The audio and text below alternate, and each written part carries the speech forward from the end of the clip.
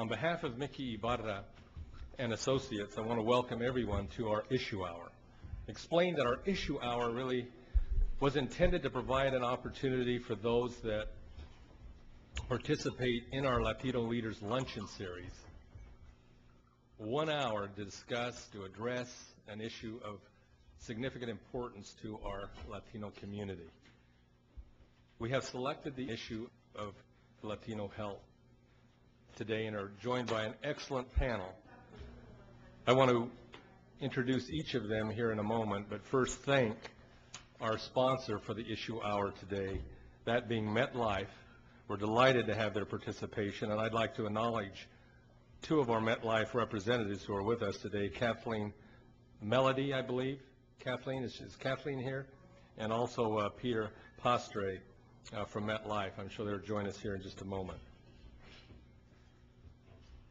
First, we want to hear from, again, our featured speaker at our luncheon. We're very pleased to have with us Senator Leticia Van de Putte for lots of reasons, including that this is a subject that she has spent not only a political career addressing, but also her professional career as a pharmacist for more than 26 years. A champion of health issues for our children and our community, Leticia is the first Latina president-elect of the National Conference of State Legislatures. And as I said, will be featured at our luncheon later today. But we've asked Leticia, because this subject, again, is so much a part of who she is, to provide us some brief remarks at the outset. Senator?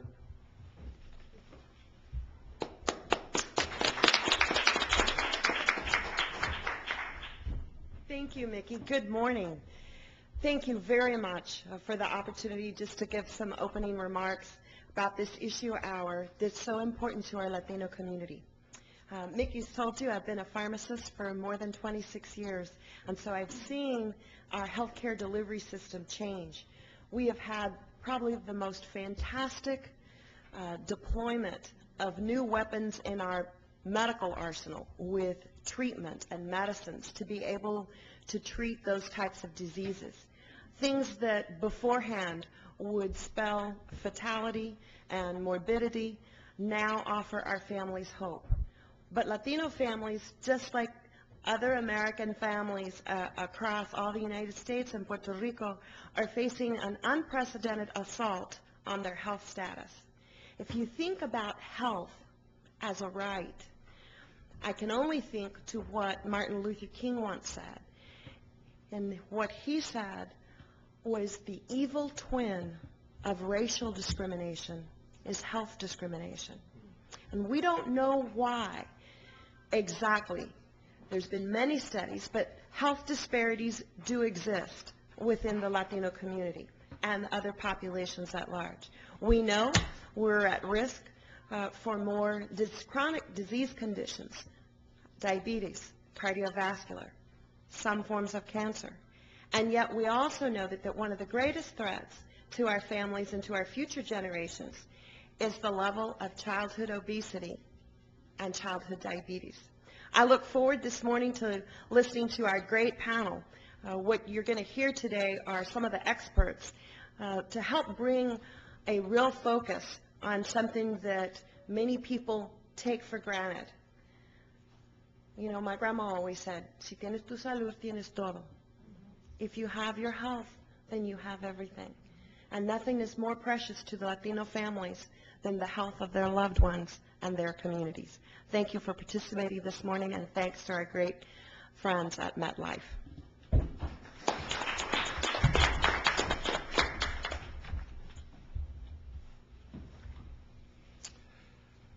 Charles Kamasaki has headed the Office of Research, Advocacy, and Legislation of the National Council of La Raza since 1989. He was previously director of NCLR's Policy Analysis Center, a position he held for 7 years. Mr. Kamasaki is responsible for managing NCLR's research, policy analysis, and advocacy activity in a wide range of issues, including civil rights, education, economic mobility, housing and community development, immigration, health, and other issues. I'm just getting tired right now, Charles. In this connection, he has authored, co-authored, and supervised the preparation of numerous policy and research reports, journal articles, and editorials. We've asked Charles to give us an overview of the issue as it relates to Latino health. I want to just add that, I've been in Washington, D.C. since 1984. It's hard to imagine that it's been so long. And I can tell you that I would put Charles Kamasaki in my top 5 list of one of the brightest guys I've ever had an opportunity to work with, and a tenacious advocate for the Latino community. Charles?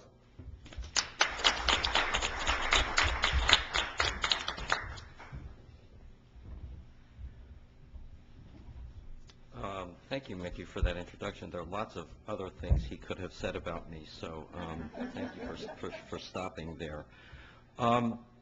My job, as I understand it, is to set the table for the real experts who are here, both Elena's and Erica.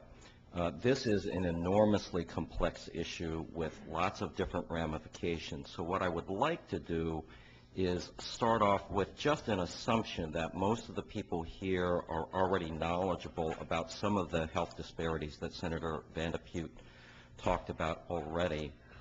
And just I would add a footnote that I think it is widely shared in the public health community that many of those disparities are understated and underreported when it comes to the Latino community, simply because of a variety of data issues that are probably too complicated to go into here.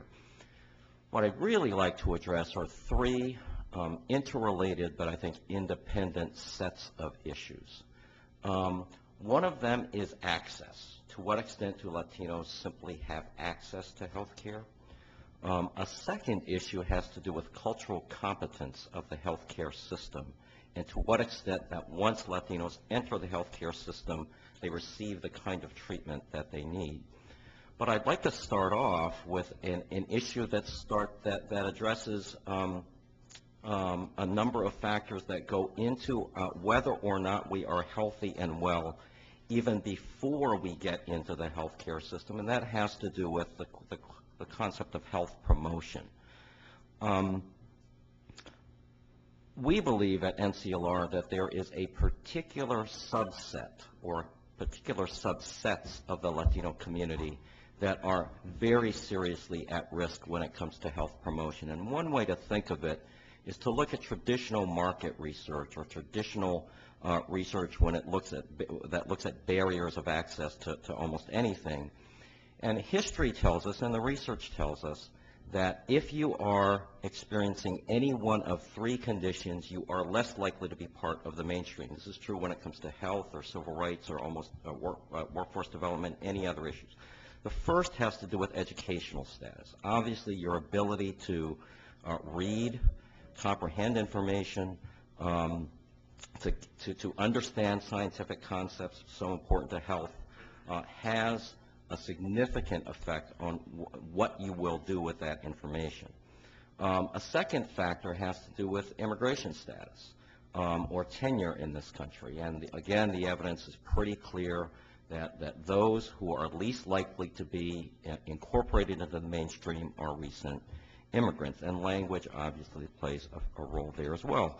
And the other issue is one I previously mentioned, and that is the issue of health insurance and access to a doctor. The evidence is quite clear that those of us who do not have health insurance, and that's more than 1/3 of the Latino community, are less likely to see a doctor.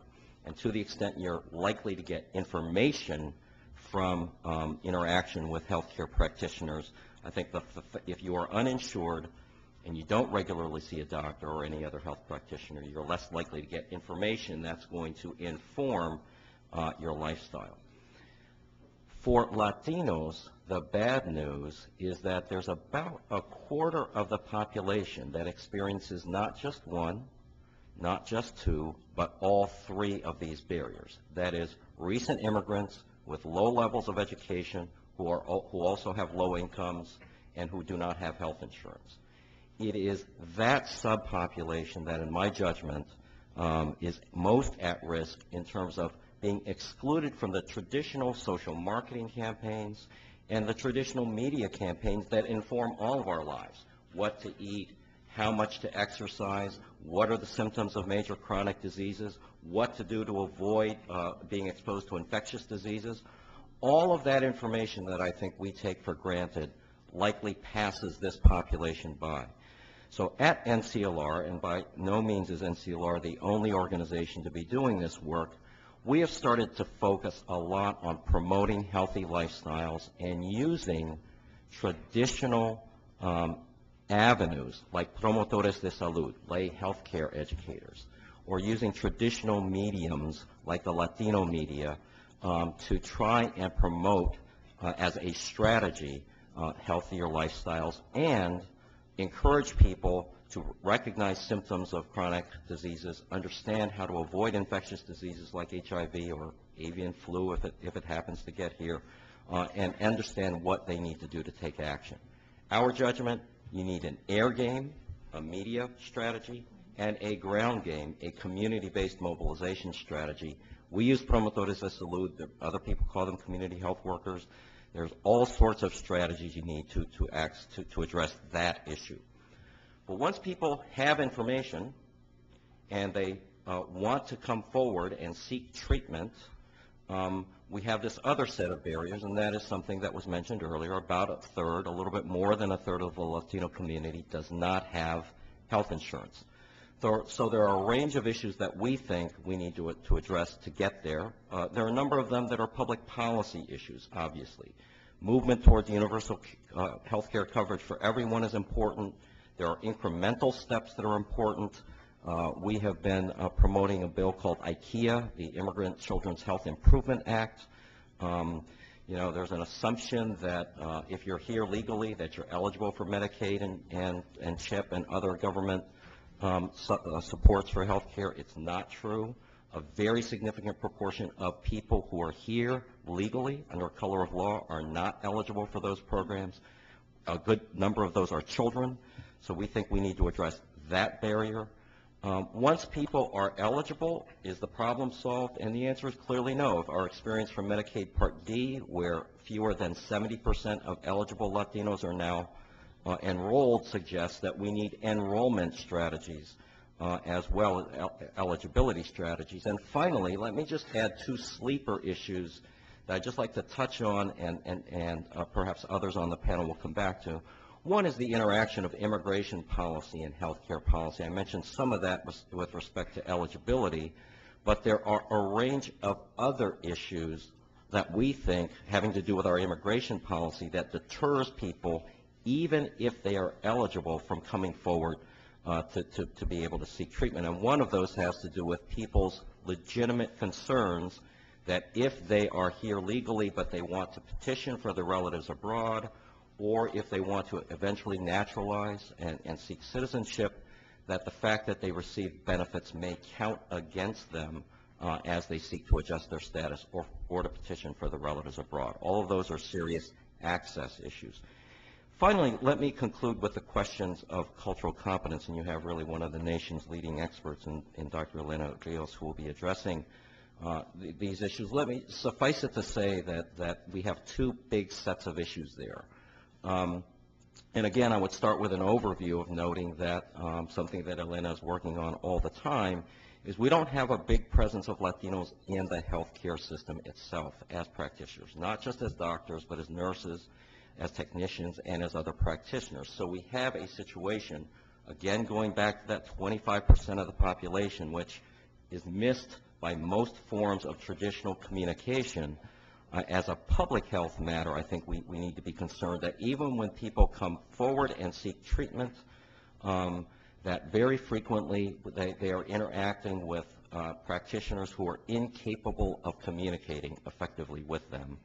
And to the extent that language access is a barrier to getting quality care, I think that's something all of us should be working on. And finally, there are cultural competence issues that go beyond language. One of the things that I think frequently surprises practitioners in this country is we hear from focus group research and survey research all the time that recent Latino immigrants to this country don't think that they get very high-quality care in the United States. And if you probe deeply into that, a lot of that simply has to do with culture.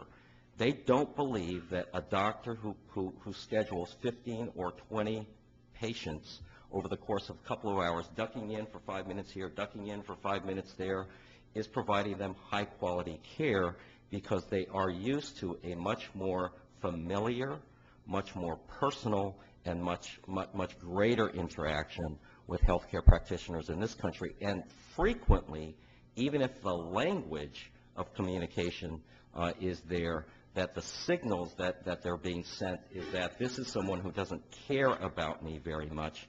It reduces the esteem and the credibility of that source of information, and we think frequently inhibits effective communication to inform patients about what they should and should not be doing. So let me just conclude with highlighting the three sets of issues again. Access is principally a public policy issue that we all have to be focused on. We need to be very focused on cultural competence. But even before we get to the healthcare system itself, I think we have to be very focused on improving our ability to promote healthy lifestyles in the Latino community. Thank you.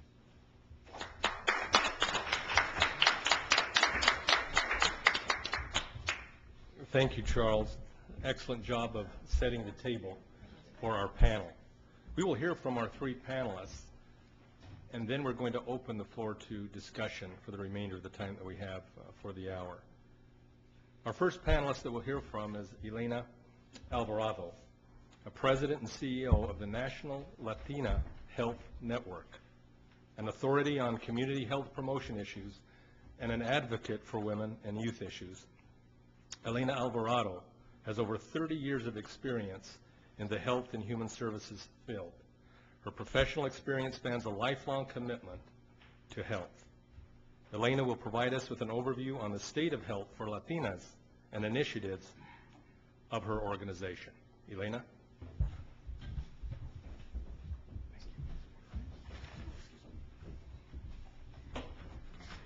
Good morning. First of all, I want to take the opportunity to thank our host, Mr. Ibarra and Associates, and of course, to have the opportunity to be in the good and expert company of these health experts, and of course, to our Honorable Senator Van de Butte for joining us today. I think where I'd want to start, and I know our time is very limited, I want to thank Charles for providing an excellent backdrop and actually covered a lot of the issues, so I will be able to narrow my presentation. I just want to say that the National Latina Health Network was established to respond to critical health issues affecting Latinas and their families.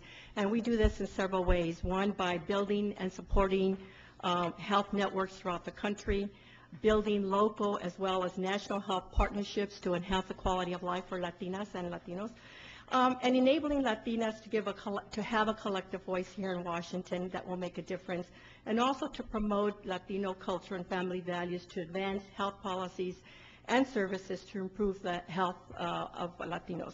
And so from the beginning, Latinas, as we know, are the gatekeepers of their families. This is nothing new. I think we've known that all along. The National Latina Health Network has focused on critical health issues, some that have already been mentioned, but that are critical around diabetes, hypertension, cancer, reproductive health issues, access, big access issue to treatment and care, and other family health issues such as substance abuse and partner violence. What I'd like to do is really talk a little bit about our regional symposium, because they really fall in line with some of the main issues that we're going to be discussing today. And that is that the National Latina Health Network held 5 regional symposiums in the year 2004 to 2005. Most of you have that available with you. It's right off the presses. And what they really talk to are very specific issues around prevention education, around care and treatment issues, looking at clinical trials, research, and then looking at ethical issues affecting Latinas and their family. So where I want to begin very quickly is a little backdrop on the symposium. We know that given the rapid growth of Latino population, that it has serious implications regarding health status of Latinos in this country. We know that the social and economic issues greatly affect our health. Mentioned earlier, issues around poverty, issues of looking at ways in which the insurance, many of our families do not have insurance or lack insurance. We also know that oftentimes women, Latinos, are in occupations that have low wages and in jobs with no employer-based health insurance. And that makes it extremely difficult for Latinas to access quality health care, since health insurance acts oftentimes as a conduit through which we gain this access. I mentioned the 6 critical issues earlier, and those are the 6 issues that were also discussed at the symposium. We know that a greater percentage of Latino women, about 34% more than men, 28% die from heart disease and stroke. And we know that hypertension is a common chronic disease that is a major risk factor for both coronary disease and cerebral vascular disease. We also know that with diabetes, for example, chronic condition that has a very important negative impact on the quality of life, is the 4th leading cause of death for Latino women, and also is the leading cause of adult blindness, amputation, and kidney failure. We also know that obesity, lack of exercise, poor diet, smoking, and related to some with diabetes are important risk factors for the high prevalence of diabetes in Latino community. And we also know that the economic impact of diabetes is great. The annual cost per each diabetic is $9,500 compared to $2,600 for those without diabetes. About 10.2% or 2 million Latinos have diabetes. 1 in 3 elderly Latinos is living with diabetes, and about 1/3 of the total diabetes cases in Latinos are undiagnosed, and the number of Latino children with type 2 diabetes is dramatically increasing. We are also beginning to see this the onset of diabetes in children emerge in this country. Among Latino children, childhood obesity is the more prevalent than those of any of the other ethnic groups here in the U.S. And for the first time at the Children's Nutrition Research Center in Houston, Texas, they are investigating the causes of childhood onset obesity within this population group. They hope to identify genetic and environmental factors that make some children more prone to excess weight. With regards to cancer, Latinas are particularly at risk of breast and cervical cancer. Oftentimes this is due to their underutilization of mammograms and pap smears, and only about 38% of Latino women ages 40 and older have regular screening mammograms. So clearly a lot of work has to do around prevention in this area. With regards to HIV/AIDS, now women, particularly Latinas, while we represent about 14% of the U.S. population, we account for about 19 to 20% of new cases represented in the year 2000. The major modes of transmission, we all know what this is: IV drug users, heterosexual contact, men having sex with men, and women to infant transmission.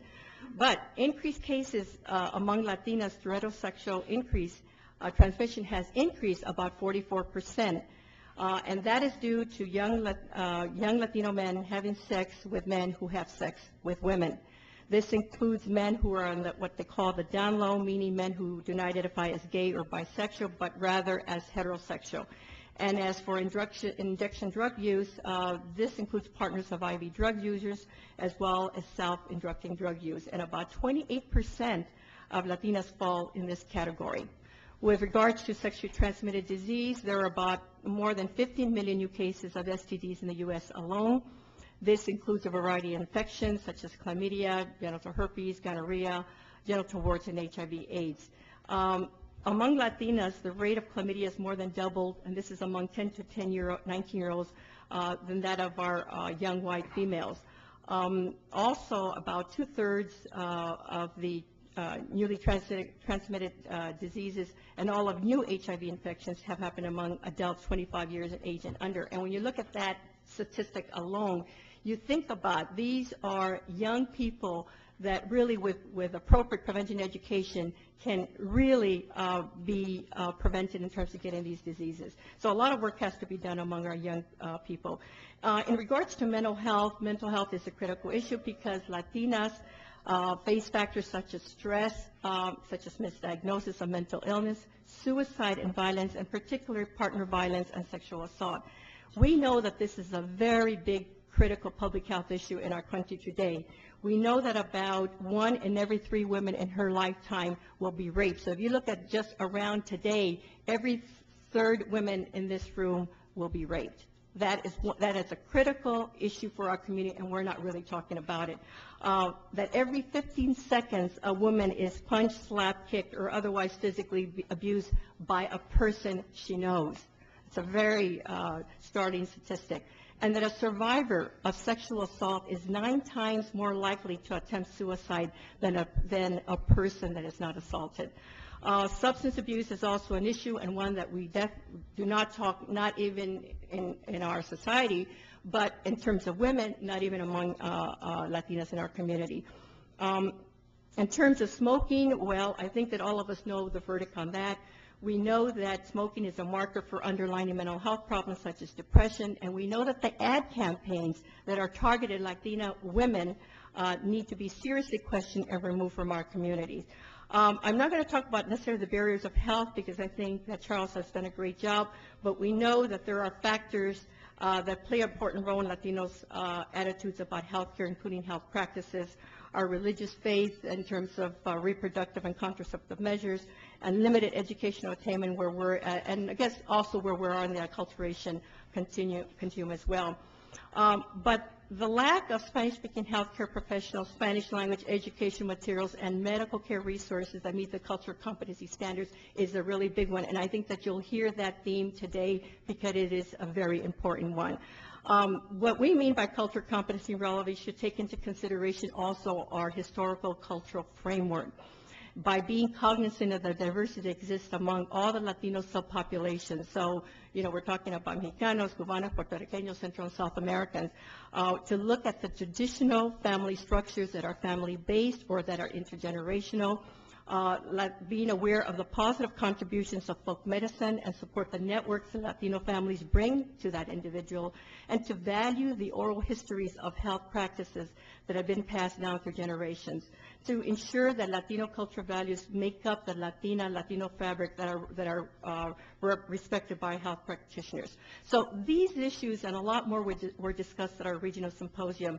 And basically the critical issues also covered other things like healthcare and coverage, like data collection, like the importance for need for healthcare navigators in our healthcare system, such as programs directed at consumer education, protection, rights, and advocacy, quality of care issues that you'll be hearing about a lot today, increased funding that is so necessary for community education, for screening and prevention, increased funding for women-centered, empowered-based prevention and treatment programs, utilizing the media, as mentioned earlier, for community outreach and education, to promote policies and fund programs that support healthy lifestyles in the Latino community, to include Latinas in clinical trials and promotion of Latina-focused research. Why are we always left out of the research?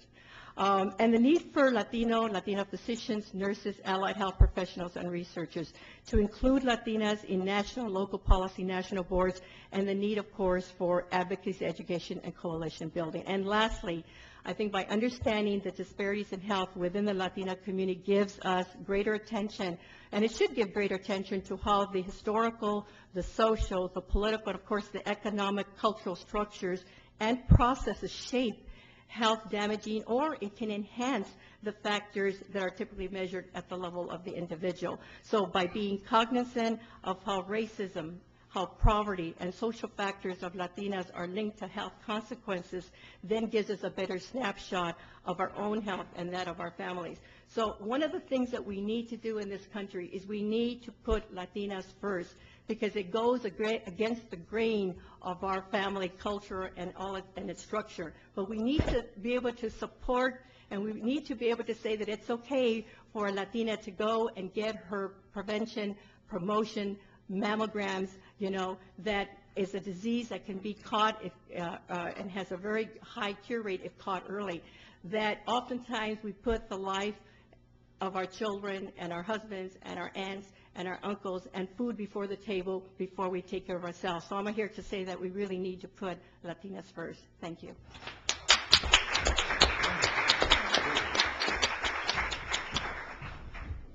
Okay, Elena really has helping us accomplish one of the objectives of the Latino Leaders Luncheon Series, both at the issue hour and our luncheon that follows, and that is to introduce all of you to the folks that are doing such good work addressing issues of importance to our community. And clearly the National Latina Health Network is doing a lot for our community, and we're delighted that Elena was able to join us today.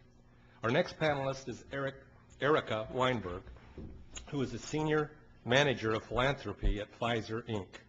Erica is responsible for the development and management of programs in the fields of health and science education. She is also responsible for Pfizer Foundation, their programs, and assists in the development and implementation of grant-making strategies.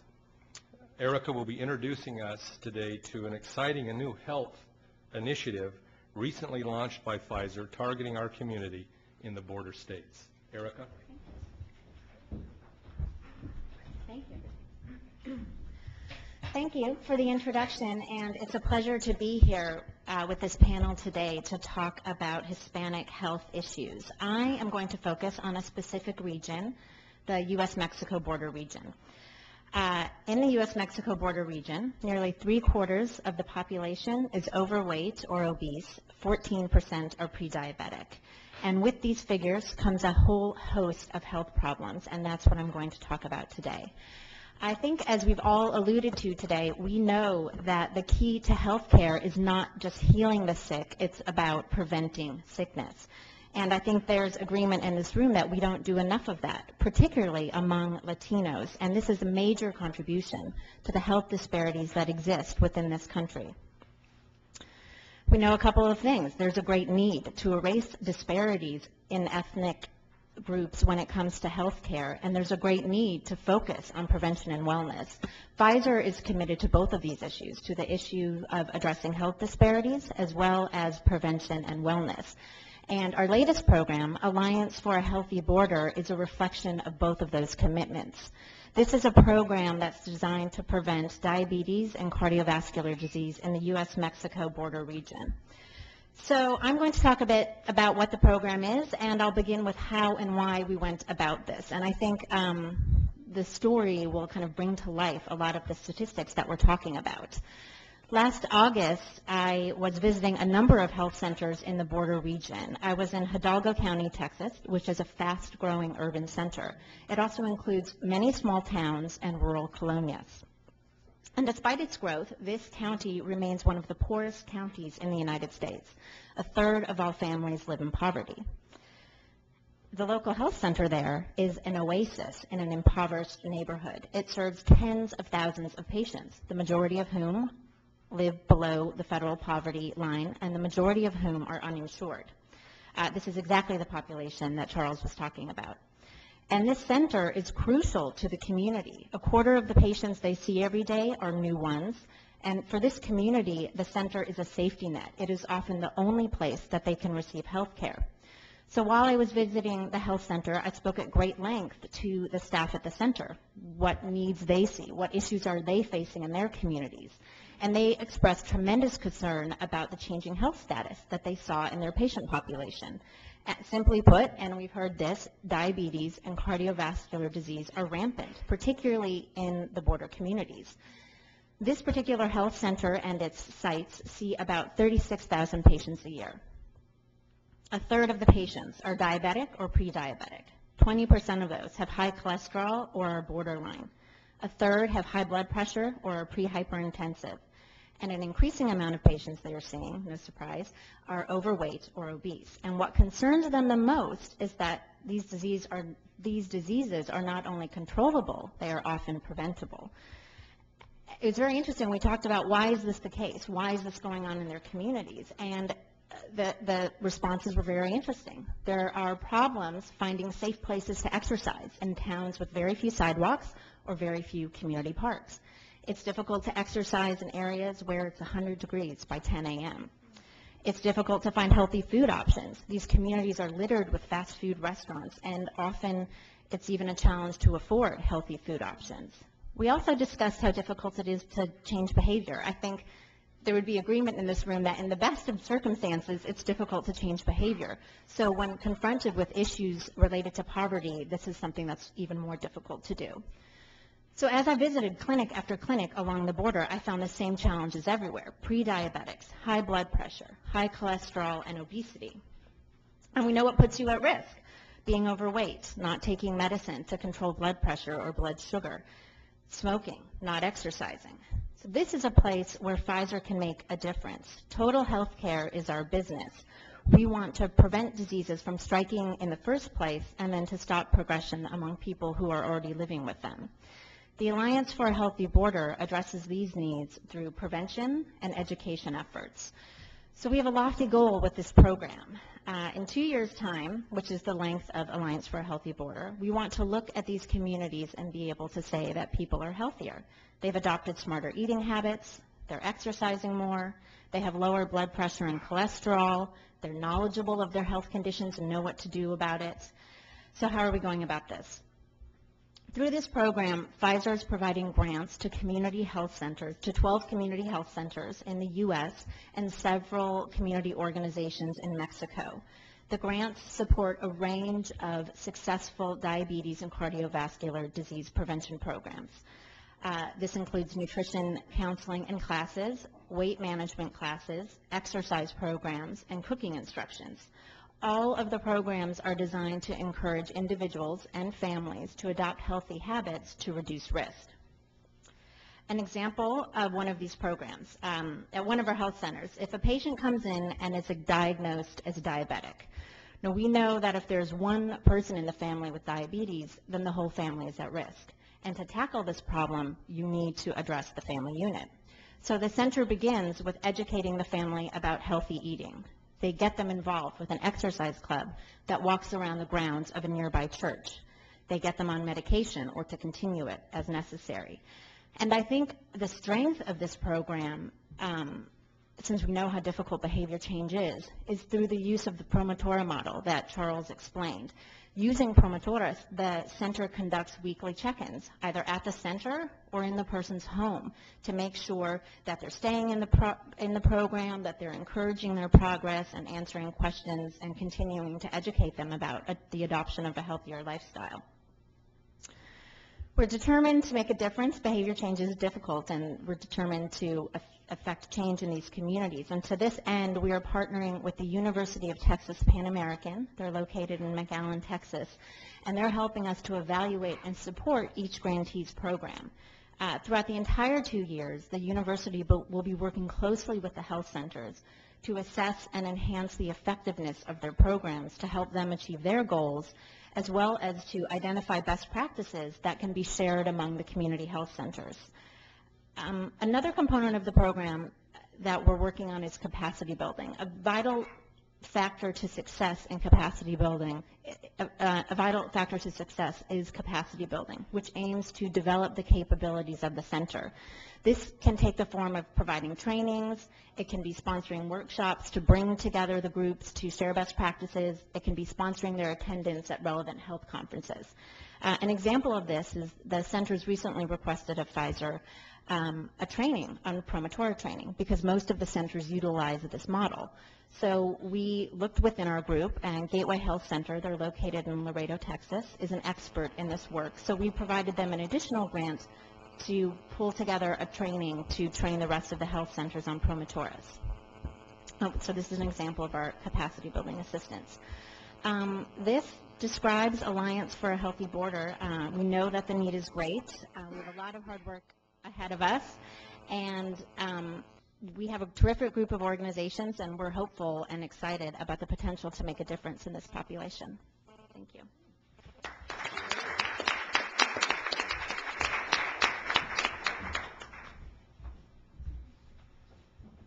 Thank you, Erica. We are very, very pleased with Pfizer's work. The Border Health Initiative, we have distributed information on that initiative. If you don't have it, we'll have it at the back table when you depart. Our final panelist, we're ready for the doctor. As president of the National Hispanic Medical Association, Dr. Elena Rios represents the interests of Hispanic physicians in the United States. She sits on the board of the National Hispanic Leadership Agenda and co-chairs the Hispanic Health Coalition. Dr. Rios will elaborate on the initiatives of the National Hispanic Medical Association and the state of Latino health today. Doctor?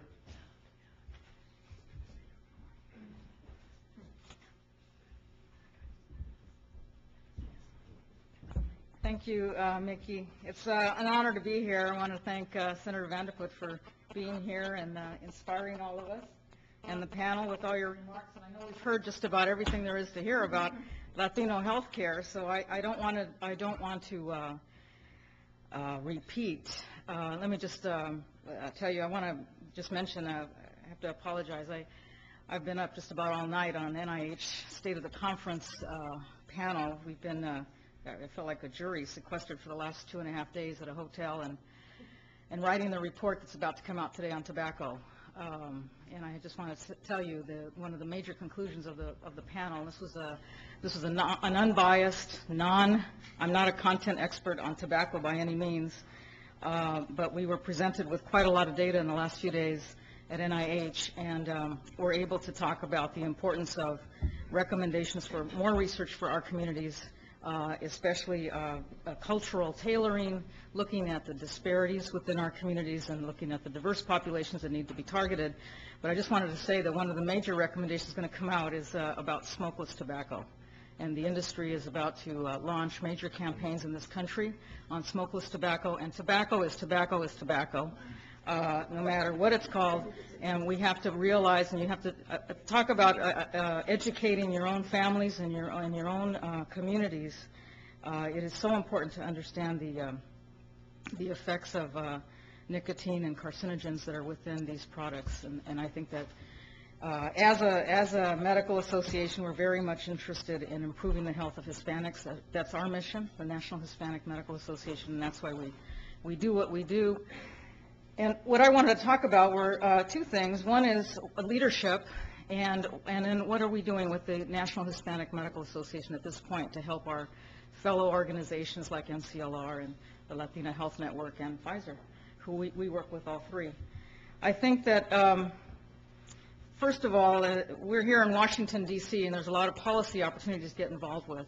And whatever we can do to get involved, we need to in terms of health care, because there are so many issues that affect our communities, but there's not enough of us to make sure that the health care legislation and bills that are being developed have our imprint.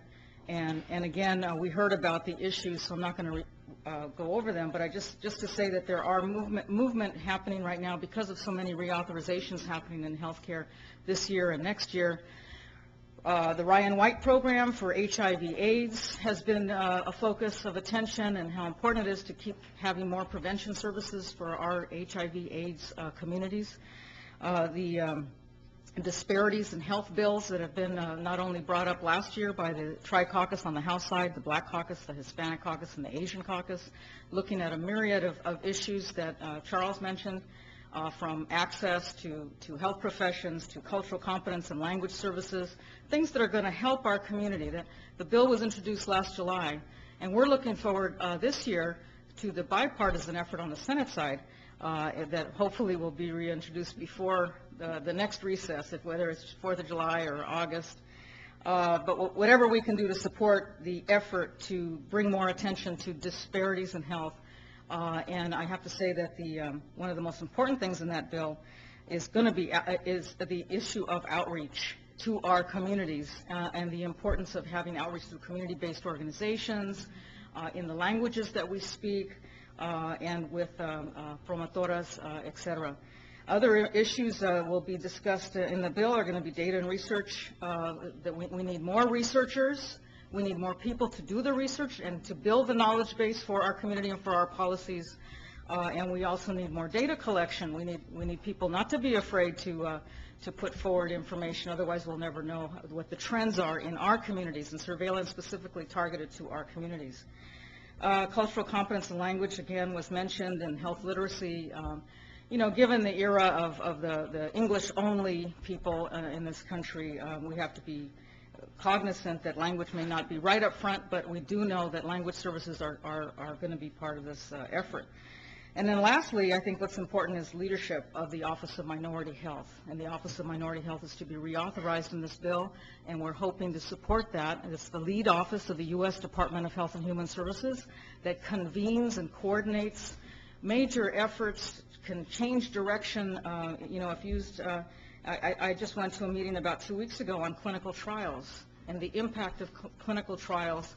The pharmaceutical companies were invited, major national organizations of research, academic centers, medical societies, and I think the Office of Minority Health is a place, and under the leadership of Dr. Graham, can really move agendas for our communities, and we need to be involved with them. Other reauthorizations that are going to happen that we have to be aware of is our access programs, the CHIP program for children's health insurance and the Medicaid program. And unfortunately, we've just seen the drastic changes of Medicaid where our communities are going to be affected. Now to prove that for citizens of this country to prove that we have papers, that we have birth certificates and that we have passports. And for some people, it's going to cost a lot of money to do that. Anyway, that's going to take effect July 1st. But there will be other changes made to Medicaid and SCHIP as Congress looks at these programs, and it's up to us to help address what our major issues are. To have the system become more responsive to our communities, we need to get involved. So let me just mention the National Hispanic Medical Association in our leadership goals. And that is to organize the Hispanic doctors of the country. There's 36,000 Hispanic doctors in the country. Probably half of them are foreign doctors from Latin American countries. Lots of different agendas and values and cultures. But we've brought them all together under an organization, National Hispanic Medical Association. And last year, we actually we went full circle. We started with Hispanic medical societies. I'm from California. I came to Washington from California. We had the Texas doctors, some doctors from New Mexico, doctors from New York, doctors from Florida, and we all started this organization 12 years ago. And what took us this long, last year we actually now have 14 Hispanic medical societies that are statewide and local from California to the East Coast who are affiliated with us now through memorandums of understanding. Rather than develop chapters and develop an organization, with more and more bureaucracy, we decided that we would have a centralized headquarters here in Washington with affiliations to these medical societies. And at this year's conference, we have an annual conference where we share the best and the brightest issues about Hispanic health, about research and medical education and cultural competence and clinical updates. We share information to all the audience. They're not just doctors, but what we've done is this year's conference we announced our first campaign to do more education of the consumers and of our communities using doctors as the speakers with these medical societies. And we're starting with California, Texas, and New York this year with the Office of Minority Health on an obesity and diabetes project looking at Hispanic middle school kids, and working with elected officials in the states, the state level of California, Texas, and New York, having leadership development of the physicians and understanding how what the messages that they give to the schools and teachers and parents needs to be used as information and getting feedback from the families on giving it to our policymakers, like the senator, on how they can help us change things at the policy. And we need to support them and get doctors more engaged in the political process. And that's what our goal is. And lastly, let me just say that not only do we have our association here, but we created a foundation, the National Hispanic Health Foundation. And we created that in New York with the Robert Wagner Graduate School of Public Service, New York University, to have a home base there because it is a government school, and we've had a leadership training program of doctors, but more importantly, we started a scholarship program for students, for Hispanic students, because we know we have to reach back to the students to have them take our place in the hospitals and the clinics and in the healthcare system, and to make the changes that we need to make for our communities. So we're looking forward to building our foundation. And the foundation has created a portal called HispanicHealth.info to be able to have all the medical societies, and we also created a network with the Hispanic nurses and the dentists and other health professional groups to have them populate the information on the portal so that we don't have to reinvent the wheel, and we can have one place to go just to have information to print out for our patients. So that's what we're doing. So thank you very much.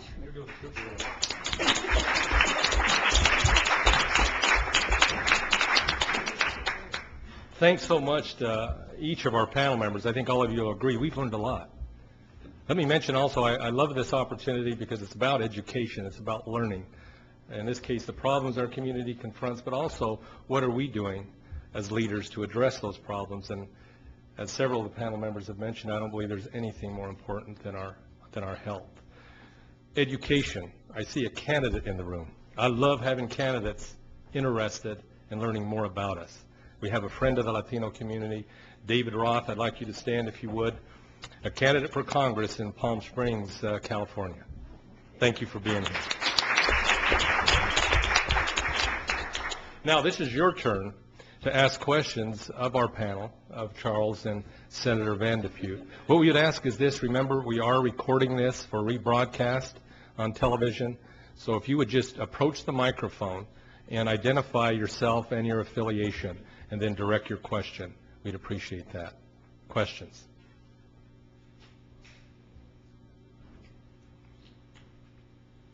Thank you. Hi, my name is Leon Rodriguez. I'm a lawyer over Taylor here in Washington, D.C., and I'm also on the board of the Primary Care Coalition in Montgomery County, Maryland.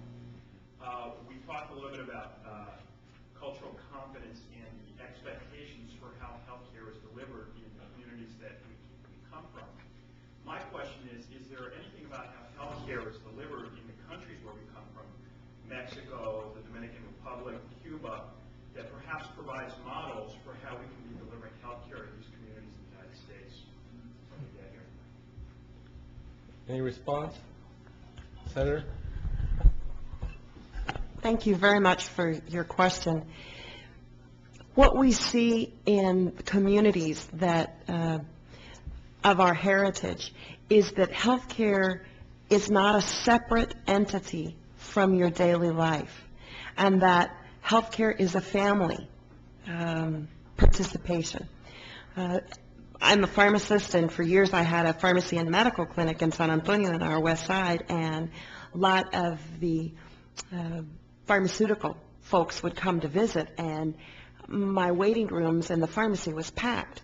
Well, in fact, the doctors only had about 3 or 4 patients, but each of the patients, abuelita can't go by herself. La hija, la nieta, la comadre, you know, and they always thought, oh my goodness, they're doing a great business. Don't understand that for many of our family members, that healthcare is made in a family setting, and it's primarily made by women. Sorry, guys. But if you're not getting to mama about nutrition and health, and then that male diabetic, hypertensive with cholesteremia is not going to be engaged and be able to even help in his own treatment because she's making the decisions. And I think that part of the models we see in Latino families is that they have to establish trust within the health professions community with who they have. And it's much of our culture that if you understand that we don't do business with people we're not friends with. We first get to know you, and then we get to trust you, and particularly with things of our models. What we see as we enter in the United States is a system that doesn't approach you. It approaches individual care, mainly curative care, not prevention. I mean, I've always wondered why it's called a healthcare system. We're not very healthy, and we certainly, it's not very proactive. But I think that some of the models, when you think about healthcare status, we don't focus enough on the resiliency of Latino families, particularly our immigrant families, that have been through so much and yet have pretty good health status. It's only when they get here and find our dietary changes, our lack of exercise, those types of things, that it compounds. But I think first and foremost, the model, and many of our community health care centers, that primary care model is looking not at an individual patient, but you do the family. And it becomes the best teaching tool for particularly youngsters in that family. Thank you. I just wanted to quickly build on the Senator's remarks, which are excellent, by the way, and that is a lot of the outreach and prevention and promotion strategies that are used in this country among Latinas and Latinos is the promotoras, community workers, peer educators. These are trusted leaders and individuals in the neighborhoods and in the community, and we need to fund and support more of those important outreach strategies to be more effective in our communities. So I just wanted to say that. Thank you, Elena. Other questions? Yes, Alma. Está bien alta esta cosa. Alma Morales Riojas, President and CEO of MANA, National Latino Organization. And I reaffirm all the statements about es la mujer latina, no, que se trata de la familia. We have a major issue you've all addressed about the not only language but cultural issues. Is there an initiative or any way that we can have a unified approach to having more non-English speaking and not Latinos to help cover that gap? There's no way we're going to address that gap within my lifetime. I don't see it. But that if we don't, we're really missing a major, major issue in terms of communications to nuestra comunidad latina. Anyone? Doctor? In terms of cultural competence, there's 2 states in the country right now that have already passed laws on cultural competence, and New Jersey was the first one. They both happened last year, but New Jersey's law said that all doctors to get their licenses renewed had to have 10 hours of CME credit. And in fact, last week, the chair of the Assembly Health Committee at the NCSL meeting asked about doctors and nurses that could help out, because this is going to transfer over to the other health professions soon. In California, and I believe NCLR was involved with that advocacy effort of supporting that bill, or introducing the bill even. In California, they went a step further and said not only 10 hours of credit, but all CME credits. All professionals in this country, in order to keep a license, have to have continuing education, whether it's continuing legal education for lawyers, continuing medical education for doctors, continuing education for nurses. And all doctors licensed in California now have to take CME courses that will include cultural competence in every CME course in California, which is incredible. So I think that the writing's on the wall, that at least in some of the states that are moving ahead and becoming more multicultural and accepting our communities, that there is a need to educate the non-minority about the minority populations. And in terms of the federal government, the Office of Minority Health, again, just a plug, has a Center for Cultural and Linguistically Appropriate Services. That center needs to be funded, major increase in funding to be able to respond to the system's needs. But the Office of Civil Rights is very much involved with the anti-discrimination laws that have been happened in our system, to be able so that hospitals and clinics and other healthcare settings that get federal funding, that get Medicare, get Medicaid, have to have programs that are culturally responsive and especially with language services. Charles. And we're going to have time for one more question, so Okay, Charles, I'll go try ahead. and be brief. I guess what I would, building on what Elena said, I think we ought to be thinking about a couple of different strategies, and they go together. One of them has to do with public policy, and that is the kinds of laws that Elena mentioned, the executive order on language access, Executive Order 12168, 13166, Marcella, thank you, with Senator Reid's office, who had a lot to do with getting that done early in the Clinton administration. That, it seems to me, creates a demand within the system, a legal mandate, as it were. But we have this other problem, because this is a relatively nascent field, and that is providing sufficient supply of good practice. Atlanta was part of an effort that OMH led some years ago to establish language access and cultural competence standards. That was just published like 3 years ago, I think. So we are very much in a nascent field. We need to be doing both.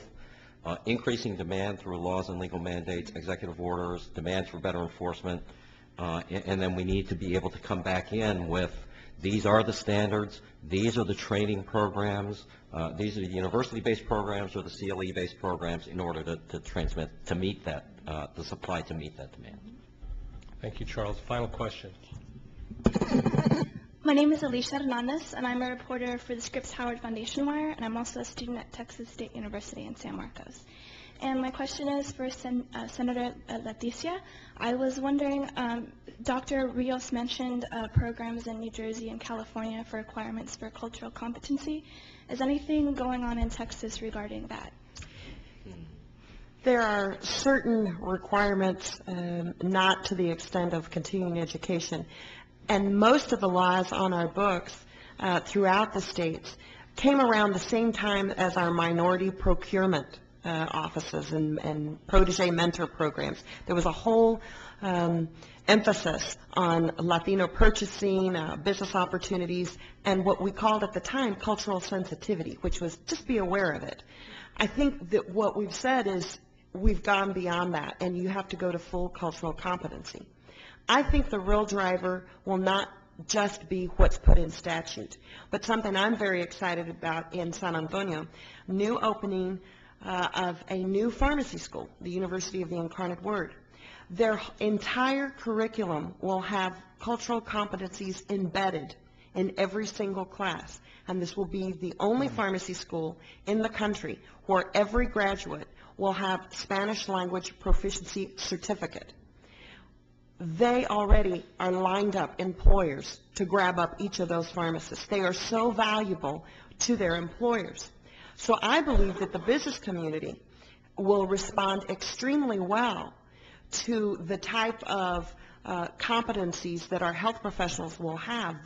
These professionals, physicians, pharmacists, doctors, all along the health professional realm, if those schools integrate that cultural competency, and for Texas and where we are, absolutely you need Spanish language proficiency, and offer that as part of the curriculum and certification, I'm going to tell you that no amount of laws that I could pass would be more powerful than those graduates having 3 or 4 employers trying to snatch them up and raise their salaries than other graduates. Very quickly, other schools, and now we've seen it, all the other pharmacy schools in Texas are following now right in line, because the University of the Incarnate Word, which is a private university, has understand that this is business and it's an economic necessity, it's a healthcare outcome necessity, and it's a great market niche.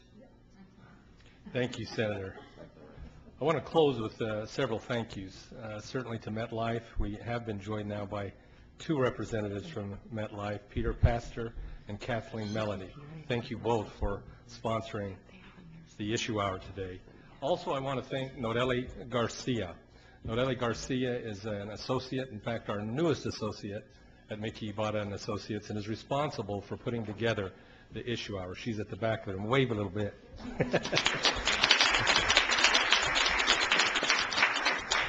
And also, of course, to our excellent panel, Senator Van de Putte, Charles, Elena, Erica, and Dr. Rios. Thank you so much for being with us. Let me remind you that the issue hour is something that we will continue to build upon.